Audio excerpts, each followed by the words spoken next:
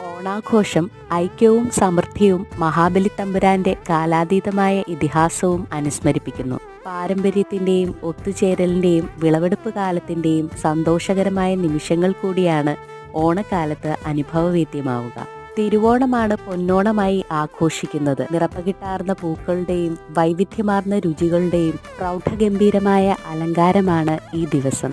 അതിനായ മുന്നൊരുക്കങ്ങളാൽ മലയാളികൾ തിരക്ക് കൂട്ടുന്ന സമയമാണ് തലേ ദിവസമായ ഉത്രാടം. ഉത്രാടത്തിന് വൈകുന്നേരം വീട്ടുമുറ്റങ്ങളിൽ നിറപ്പകിട്ടാർന്ന വലിപ്പമുള്ള മനോഹരമായ പൂക്കളങ്ങൾ തീർക്കും.